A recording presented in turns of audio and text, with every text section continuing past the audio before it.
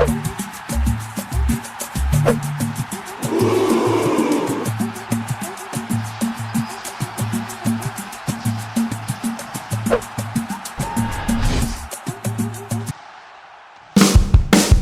rede, goleiros na rede, muita opinião. Fala pessoal, beleza? Essa parceria aqui que tá dando sucesso, Rádio Bicuda FM com o canal Boleiros na Rede, com entrevistas, e hoje estou acompanhado dos meus amigos que eu vou apresentar primeiro e depois a nossa grande estrela da entrevista de hoje. Olha que moral, hein? Estou aqui acompanhado do meu amigo Carlos Henrique. Tudo bem, Carlos? Tudo bem, Alto, tudo bem? Bom dia a todos. Uma satisfação aí fazer um bate-papo aí com o nosso convidado. Isso aí. E o responsável por esse convite, eu vou apresentar ele aqui, ó, Miguel Brasil. Tudo bem, Miguel? Tudo bem, bom dia a todos. E eu queria agradecer também por ter aceitado o convite. Ah, claro. Tu tem ajudado pra caramba a gente nesse contato aí, rapaz. Erasmo Romão, tudo tranquilo, Erasmo? Tá tranquilo não, parceiro. Hoje é dia de aula, vou anotar tudo aqui, entendeu? Vamos sugar o nosso convidado hoje, hein? E o nosso convidado é ele, Luiz Felipe Ximenes, ou conhecido como Felipe Ximenes aí no meio do futebol. Tudo bem, Felipe Ximenes? Bom dia a todos os ouvintes aí da Rádio Bicuda, né? Bom dia, Robinho, bom dia, Carlos Henrique, bom dia, Erasmo, e bom dia, Miguel, que foi o grande responsável aí por podermos bater esse papo sobre futebol, que sempre é muito bom. É, isso aí. Felipe Ximenes, o mineiro de Três Corações. Eu faço uma pergunta inicial, Felipe, que antes de perguntar aí sobre sua carreira e tudo, uma curiosidade. Tentou ser jogador de futebol ou algum outro esporte, ou foi, eu não sei, de repente? Fala pra gente aí, Felipe. Acho que como qualquer jovem da minha época, né, que cresceu aí na década de 70 no Brasil, já muito apaixonado por futebol, eu saí de casa com o sonho de jogar futebol, né? Eu fui aprovado numa chamada peneira lá na minha cidade e acabei indo para um teste no Clube Atlético Mineiro, nos idos de 1984, fui aprovado lá no famoso campo do Venda Nova, em Belo Horizonte, pelo falecido Capelani. Fiz algumas partidas pelo Atlético Mineiro, mas rapidamente eu entendi que, como jogador de futebol, eu seria o melhor gestor e profissional da área. Então eu optei por caminhar para a minha faculdade, joguei ainda um futebol amador, semi-profissional, aí até a faixa dos 30 anos, que já deu para pelo menos sentir o gostinho de colocar uma faixa no peito e me sentir um jogador. Foi muito bom, nada a reclamar. Pergunta aí, Erasmo, qual é a sua pergunta? Rapaz, eu tô aqui emocionado ainda, rapaz. É o seguinte, o Ximenes, a gente que acompanha futebol há muito tempo, às vezes eu nunca me ative apenas ao campo, aos jogadores, entendeu? Então eu sempre fiquei ouvindo, conhecendo os dirigentes, as pessoas que trabalham no futebol, e o seu trabalho é alguma coisa, assim, eu não sei porquê, mas eu sempre associei a sua imagem a uma pessoa idônea, uma pessoa trabalhadora, uma pessoa que conhece futebol, vi alguns trabalhos seus, né? E eu já vou perguntando logo, eu acho que um dos maiores problemas do futebol. Tem muita vaidade no futebol. O dirigente normalmente não deixa o gestor trabalhar. Como é o trabalho de um gestor de futebol no meio do futebol brasileiro, né? Vamos lá, Erasmo. Primeiro, muito obrigado por... às vezes tentamos transmitir uma imagem daquilo que somos, mas, na verdade, as pessoas acabam avaliando aquilo pela própria opinião delas. Então, quando a gente consegue transmitir uma imagem de seriedade, uma imagem de correção, eu fico muito feliz, porque é exatamente isso que eu procurei trilhar nos 37 anos de carreira que eu tenho totalmente dedicados ao esporte, particularmente ao futebol. Eu costumo dizer que 90% dos problemas do futebol são gerados pela vaidade. E os 10% restante dos problemas que são gerados no futebol são as consequências da vaidade. Então, eu penso que, na verdade, tudo gira em torno da vaidade. que todos temos. Então, o que eu sempre procurei ao longo de toda a minha vida, ao longo dos 13 clubes profissionais pelos quais eu trabalhei em todo o Brasil, todos os dias quando eu saí de casa, eu sempre procurava onde estava a minha vaidade e tentava colocar ela num lugar secundário para que ela não me domasse. Por vezes fui traído por ela, naturalmente, porque sou humano, mas penso que hoje, aos 52 anos de idade, eu já consegui controlar ela de uma forma bem positiva para que ela não seja tão evidente nos trabalhos que eu escolho desenvolver. Fala, Miguel. Eu estava observando sobre você, eu vi que você já ganhou bastante títulos nacionais, paranaense, carioca, estaduais, quer dizer. Eu quero saber qual é a emoção de você ganhar um título que representa o estado do seu clube que você trabalha. Olha, Miguel, que pergunta legal. Você sabe que por muito tempo eu sofri da chamada depressão pós-título. O que é isso? Eu queria tanto ganhar aquele título, que quando eu conseguia ganhar o título, parecia que a minha vida ficava vazia, porque eu não tinha mais nada para perseguir. Acabava me dando uma tristeza profunda de tanto que eu queria, e eu acabava não aproveitando o título, porque aquilo gerava um vazio em mim. Isso demorou muitos anos para eu poder trabalhar essa situação, e hoje eu procuro não criar tanta expectativa pela conquista de títulos, procuro evitar uma ansiedade muito grande nisso, para que eu possa aproveitar esse momento que é maravilhoso dentro do futebol. Carlos Henrique.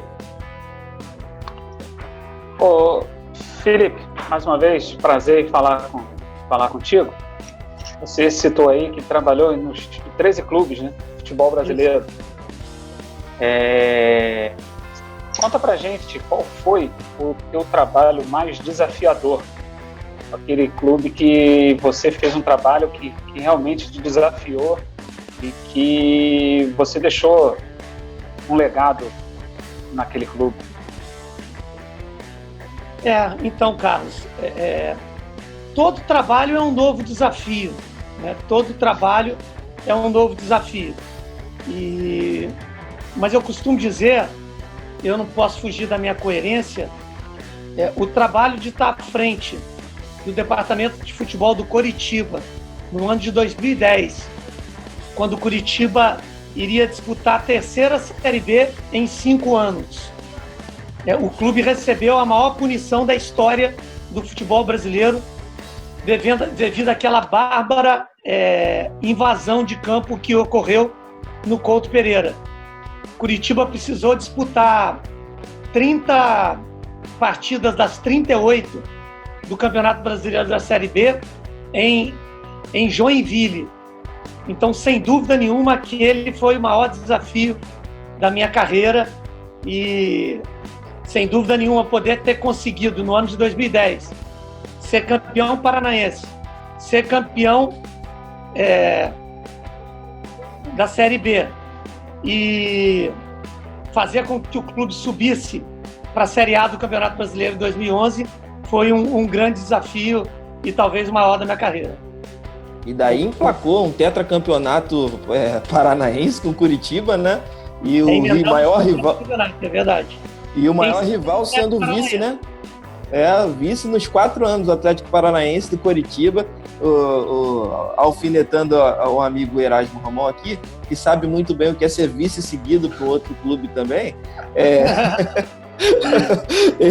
Foi um grande feito também. Aí já emplacou a questão de final de Copa do Brasil também, né, durante 2 anos seguidos, contra o Vasco, contra o Palmeiras. Eu acho que esses foram os títulos, né, os momentos, vamos dizer assim, que colocaram mais ainda você no cenário nacional, né, Felipe? Que depois abriu a porteira aí, né?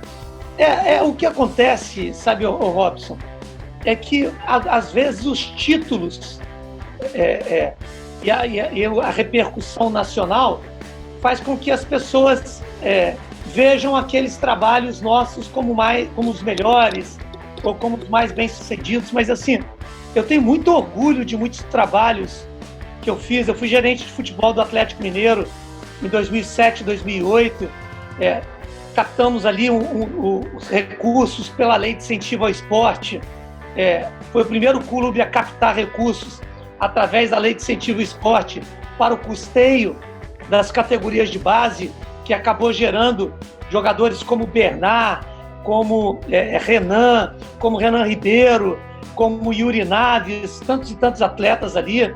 O trabalho que eu acabei desenvolvendo no Flamengo também, na primeira gestão do Eduardo Bandeira de Mello, que foi o trabalho que eu costumo dizer, né, de sustentação, de base de sustentação, para que o Flamengo pudesse conquistar tudo que ele acabou conquistando 7 anos depois.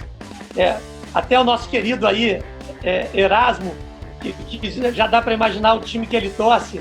Eu trabalhei por 4 anos no Vasco da Gama, eu fundei o Colégio Vasco da Gama, que é um trabalho que hoje repercute isso lá no início dos anos 2000. Então, assim, eu pauto o meu trabalho muito mais pela semente que é plantada ali no clube, que às vezes vai dar frutos muito mais à frente do que propriamente pelos títulos que a gente conquista, né?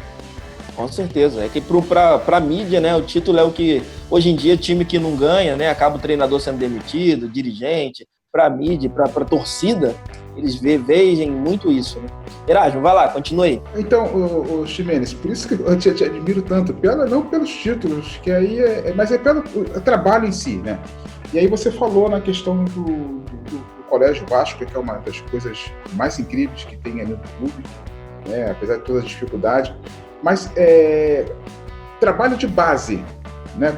O gestor, ele também, como pensar, o gestor de futebol vai olhar apenas o futebol profissional, ou ele trabalha toda a questão do futebol mesmo? O que eu penso é o seguinte, Erasmo, tanto que eu não gosto nem muito do termo futebol de base, eu gosto mais do termo futebol de formação, né? Que eu penso que o gestor, ele deve pensar na formação integral, primeiro do ser humano, para depois formar atletas. Eu penso que um erro importante que acontece no futebol de formação do Brasil é que justamente as pessoas colocam como objetivo formarem atletas. Se eles colocassem como objetivo formarem cidadãos, o efeito colateral seria formar excelentes atletas. E isso seria muito melhor para os próprios clubes. Eu acho que a gente aumentaria o número de cidadãos com princípios e valores e naturalmente formaríamos melhores atletas de alto rendimento, que eu acho que o Brasil ainda falha muito neste quesito. Miguel. O discurso é esse, mas a prática não é exatamente essa. Você falou antes, com a pergunta do Robson, que você já teve o sonho de ser jogador, né? Eu queria saber qual foi quando você era pequeno, que você sonhava nisso, qual era o incentivo da família? Então, essa é uma pergunta muito legal, Miguel, porque eu não tive nenhum apoio da minha família naquele momento. Eu até penso que um dos motivos que me fez desistir foi justamente a falta de apoio. Na década de 80, que foi justamente quando eu cheguei, o futebol não tinha esse profissionalismo, essa visão e essa possibilidade de carreira como existe hoje. Então, naquele momento, eu tive muito pouco apoio dos meus pais, até mesmo para poder comprar uma chuteira, eu não tive nem apoio dos meus pais. Hoje eu até brinco com os meus pais que, se eles tivessem me apoiado, eu poderia ser um jogador de sucesso, mas na verdade eu não seria, não. É só para brincar com eles. Vai lá, Carlos. Ô Felipe, você citou aí que a participação o trabalho que você fez lá na gestão Bandeira de Mello, né, que estruturou o Flamengo de tal maneira que hoje o Flamengo tem uma supremacia nos outros clubes, contra os outros clubes muito grande, né? qual era a real situação do Flamengo quando da sua chegada lá? Qual era a real situação financeira? Como o Flamengo se encontrava naquele momento que você chegou lá, né? E o que foi feito no Flamengo? É possível ser replicado para outros clubes? Bom, a situação do Flamengo era uma situação que, se o Flamengo fosse uma empresa, era uma situação falimentar, né? Sem dúvida nenhuma. Certamente o Flamengo pediria falência para poder continuar a sua existência, né? Como o clube de futebol não falem, né? O Flamengo passou por momentos muito duros, que foi preciso uma austeridade muito grande. Eu costumo dizer assim, eu roí muito osso ali e me expus pessoalmente, profissionalmente, para poder abraçar a causa do clube, né? Acabei pagando o preço com meu próprio emprego, que às vezes a imprensa e a torcida não sabem, não entendem este processo, né? Só entende o processo depois que o título vem e aí olha para trás e, que bacana, ainda bem que tiveram aquelas pessoas que acreditaram naquilo, mas a construção diária disso é bastante difícil, não é simples não. Enfrentei muitos problemas. Agora, eu só queria colocar, Carlos, o seguinte: o Flamengo ainda não tem um equilíbrio a ponto de falar que o Flamengo hoje está muitos quilômetros à frente de todos os times, que acaba acontecendo com a própria comunidade que envolve o Flamengo, né? Eu costumo dizer que o maior adversário que o Flamengo tem é o próprio Flamengo, por pensar que o Flamengo nada é maior do que o Flamengo já está preparado e que ninguém mais vai alcançar o Flamengo, e que o Flamengo vai ser agora 5 vezes campeão brasileiro, 4 vezes campeão da Libertadores, 3 vezes campeão mundial, e que o Flamengo não precisa de ninguém mais. Aí voltamos no assunto vaidade, né? Não é uma verdade. O Flamengo tem muito para caminhar. O Flamengo, e isso é importante que se mostre para a própria comunidade que envolve o Flamengo até o minuto 89 da Libertadores de América de 2019 estava perdendo o jogo e terminaria o ano de 2009 com uma conquista do campeonato estadual e a conquista do campeonato brasileiro, que já seria um grande feito, mas o Flamengo não foi campeão da Copa do Brasil. O Flamengo poderia não ter um ano de 2020 com uma expectativa tão grande. Por isso é importante que o clube tenha consciência de que existem muitos tijolos ainda para serem colocados na construção deste muro do Flamengo. Então, e a pandemia certamente está gerando problemas internos ali na questão econômico-financeira que devem ser tratados com bastante austeridade, né? E a outra pergunta que você me fez, sim, eu penso que qualquer grande clube no Brasil que tenha força suficiente para tratar as coisas do seu clube com a seriedade suficiente com a qual foi tratada pelas pessoas que estiveram à frente do Flamengo, apesar de, nesses 8 anos, está entrando no 8º ano da gestão deste grupo, né, que ganhou o poder do Flamengo, com 3 anos se dissolveu totalmente. O Eduardo Bandeira de Melo acabou indo contra muitas pessoas que estavam junto com eles, perdeu a eleição no 6º ano, né? O candidato que Eduardo Bandeira de Melo indicou não foi o vencedor do pleito eleitoral do Flamengo, mas entraram pessoas que faziam parte da primeira gestão do clube. Então, assim, por trás de um sucesso existem sempre vaidades e pessoas que acabam brigando, e eu espero que a instituição seja colocada acima das pessoas que estão conduzindo o clube. Tudo volta nesse sentido da vaidade, né? tudo volta nesse círculo aí da vaidade, né? Que acaba prejudicando todos os clubes. Completa aí, Carlos, vai lá. Você falou uma coisa muito interessante, ô Felipe, e eu concordo com você. O maior adversário do Flamengo é o próprio Flamengo. E sempre foi assim, né? Pela potência que o Flamengo tem, no que se refere à quantidade de torcida, à mídia que tem, né? Ele ficou atrasado durante muitos e muitos anos em função do oba-oba, da vaidade, dessa soberba que às vezes existe dentro do Flamengo. E o que me assusta realmente, enquanto flamenguista, é exatamente isso que você falou. Os próprios dirigentes do Flamengo podem ruir aquilo que eles próprios construíram. Mas não é só os dirigentes, não, Carlos. O maior adversário de todos os clubes no Brasil são os próprios clubes. Todos esses clubes... eu costumo dizer o seguinte, Carlos, eu tô entrando nesse mundo digital há pouco tempo, e eu aprendi uma coisa no mundo digital que fala o seguinte: número de seguidores é uma variável de vaidade. Não interessa você ter 100 mil seguidores no seu canal se somente 2 pessoas acompanham as coisas que você posta no seu canal. Então, eu digo o seguinte: número de torcedores no futebol é uma variável de vaidade tanto quanto número de seguidores no mundo digital. O que interessa é o engajamento da sua base de torcedores para que eles se tornem realmente clientes da sua marca.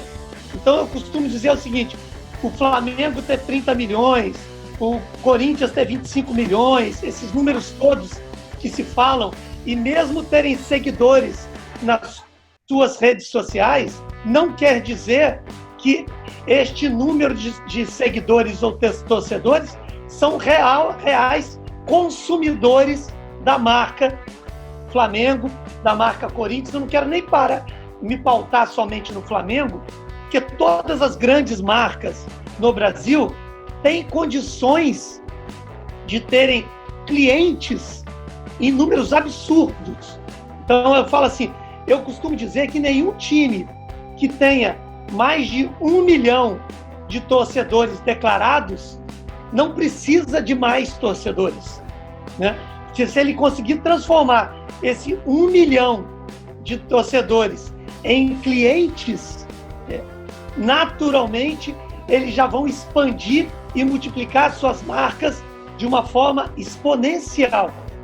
Então é uma questão que os clubes precisam muito tratar rapidamente, porque eu ainda vejo uma disputa absurda em cima de pacotes de TV, um egoísmo tremendo de cada clube querendo ganhar mais da televisão e preocupado com o seu próprio umbigo, do que um grande movimento nacional em torno dessas grandes marcas, que isso sim transformaria o futebol brasileiro. Infelizmente, a vaidade, o egoísmo e aquela história.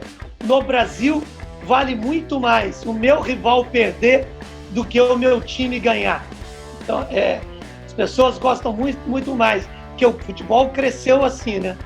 Vamos sacanear o outro. E isso, em termos de negócio, não funciona nada. O torcedor do Flamengo quer que o Vasco faça parte da 3ª divisão. O Vasco quer que o Fluminense vá para a 4ª divisão. O Fluminense quer que o Botafogo... E isso não é salutar, isso não serve para nada. E, infelizmente, eu não vejo o futebol brasileiro, pelos próximos 20 anos, conseguindo reverter esse processo. Porque todos aqueles que chegam no poder dos seus clubes, eles acabam precisando ter esse discurso, na minha visão, ultrapassado, antigo e absolutamente inócuo, entendeu? Palmas aí para ele, Erasmo. Vai lá, tua pergunta. Aí eu até choro. Né? Aula aí.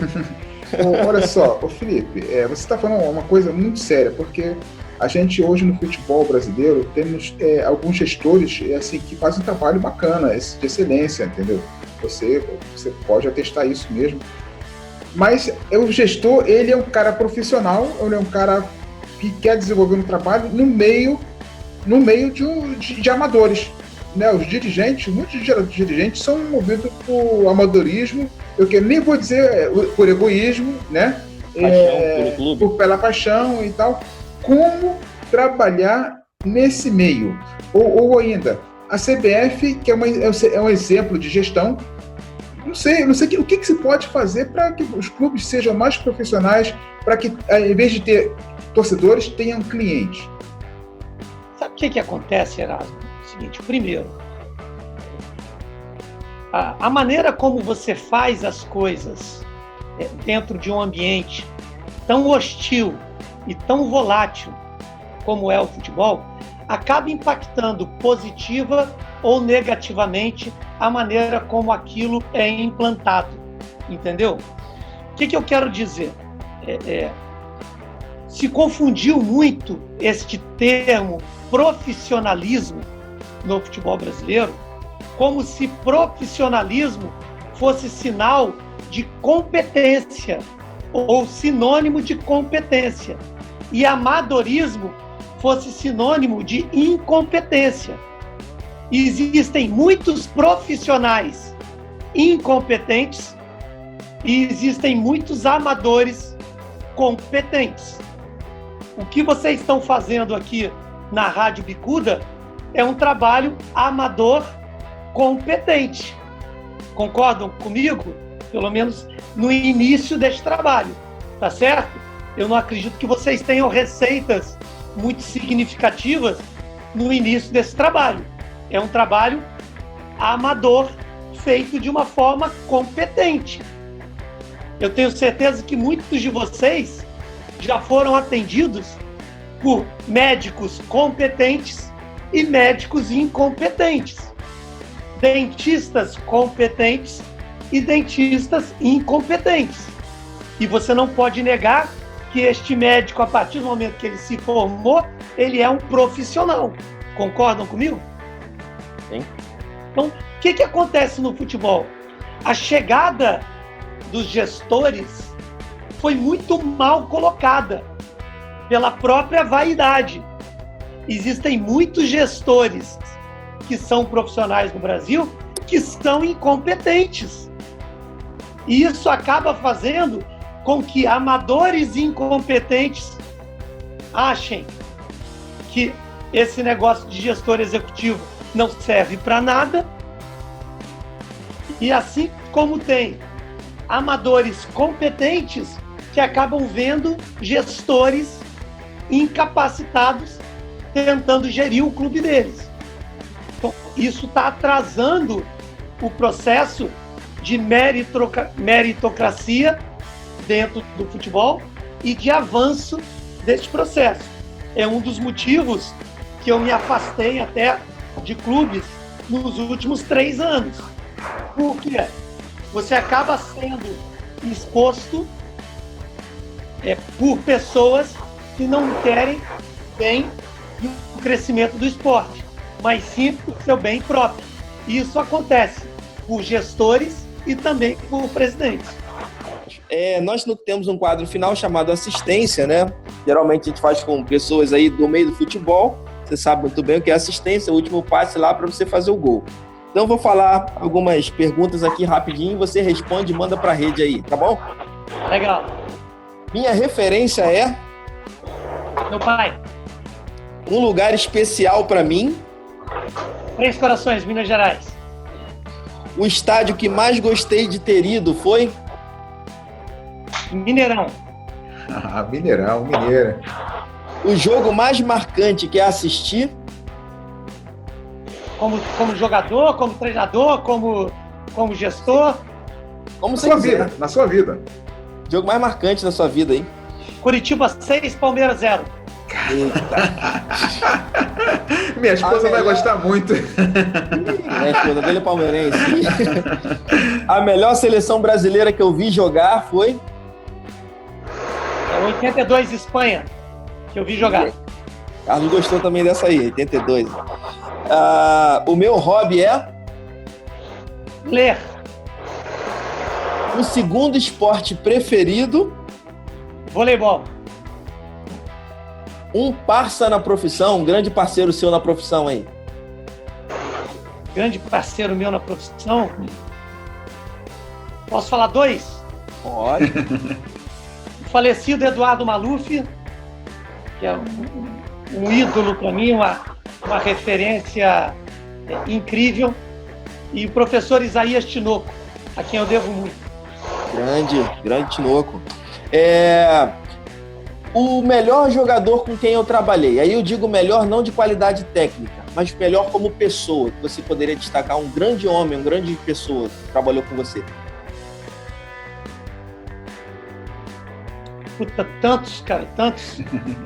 Pode citar, eu não vou te perguntar o oposto, não, o pior não, fica tranquilo, eu só quero coisa boa. Puxa vida, eu não vou falar, não. É muita gente, acho eu. Não vou falar, vou pular. Tudo bem. E o melhor jogador do futebol brasileiro atualmente?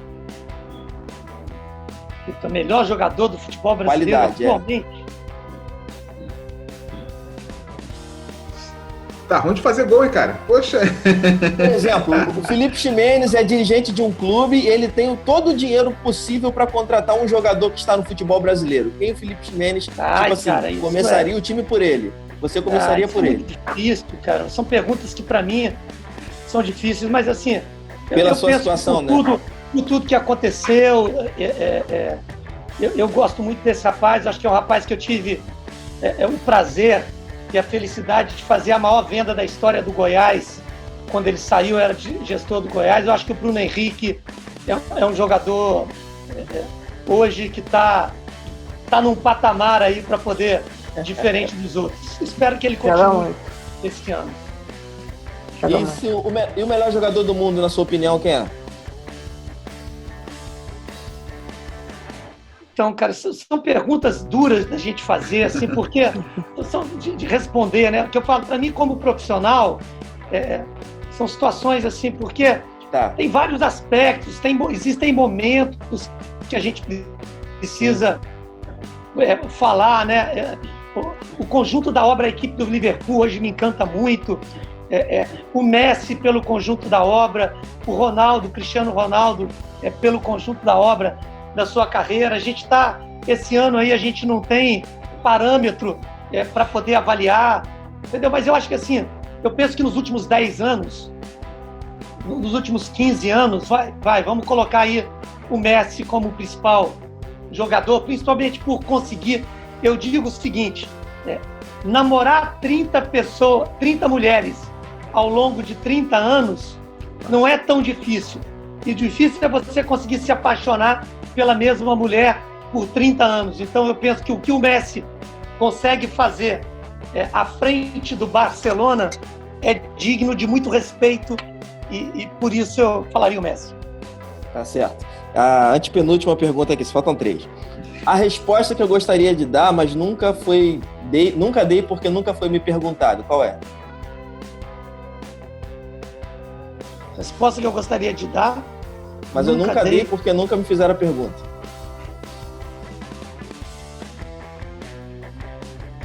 Só assistência complicada, hein, rapaz? O cara tem que ajeitar a bola para virar, para fazer o gol. A resposta que eu nunca dei porque nunca me foi perguntado.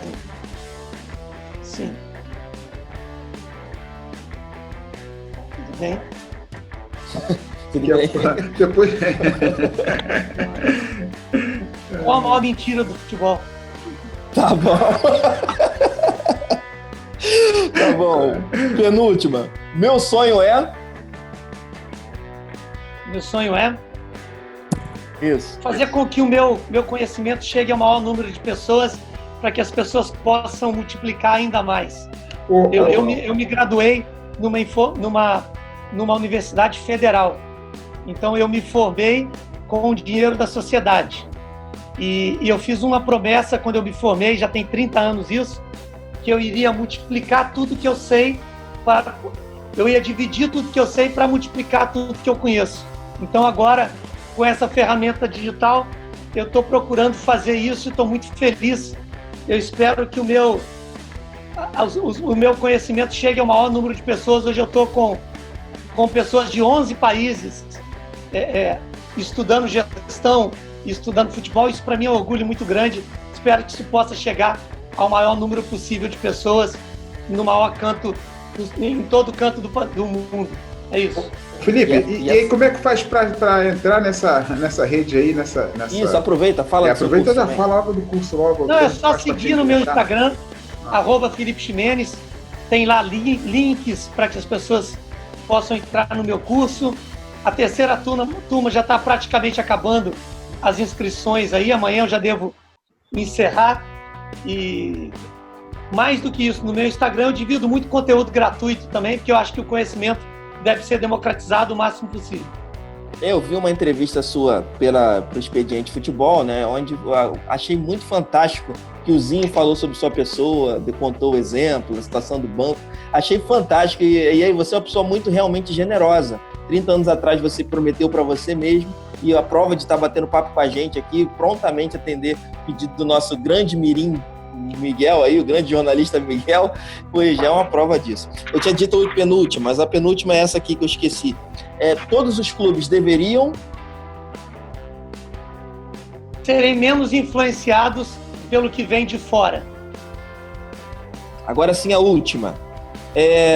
E aí vem um pedido nosso, né? Vou indicar essa resenha para quem você pode indicar para bater papo conosco. Obviamente que pediremos que você faça contato com a pessoa, né? Ver se a pessoa está disponível e disposta para conversar com a gente. Mas quem você poderia indicar aí para a gente?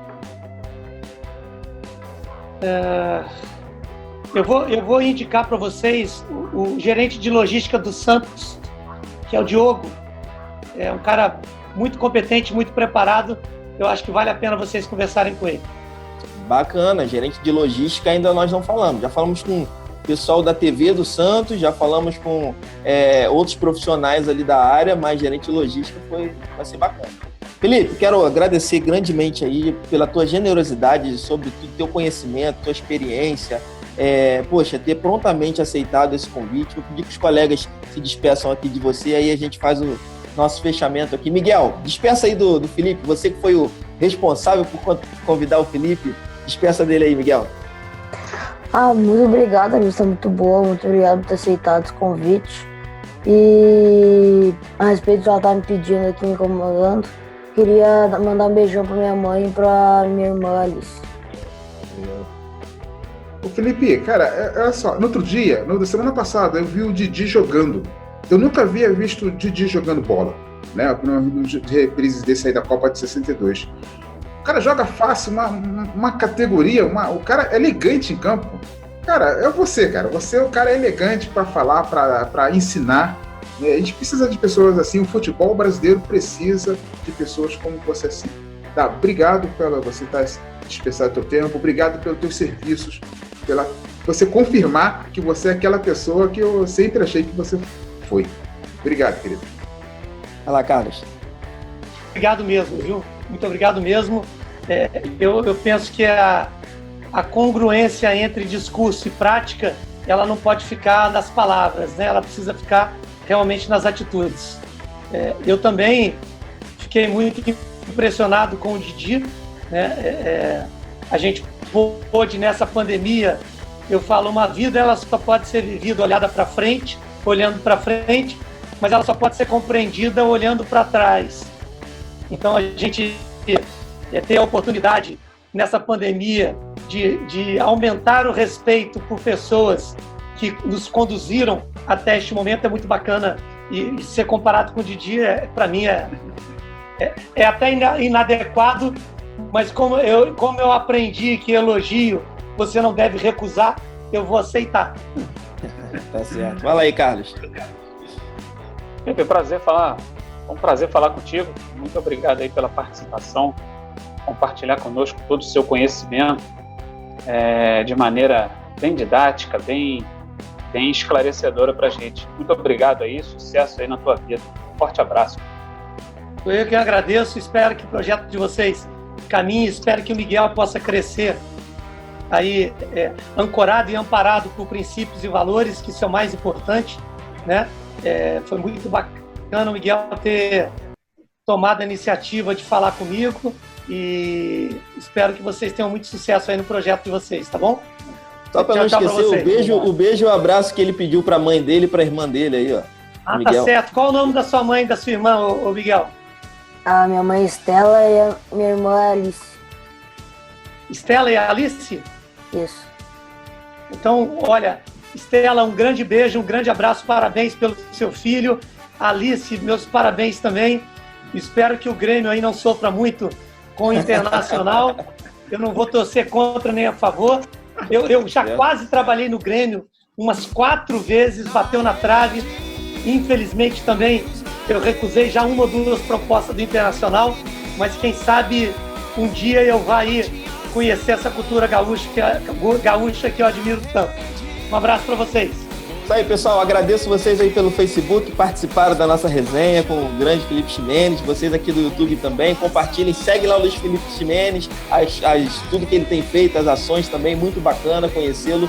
Valeu, galera. Um abraço. Valeu, Felipe. Até a próxima.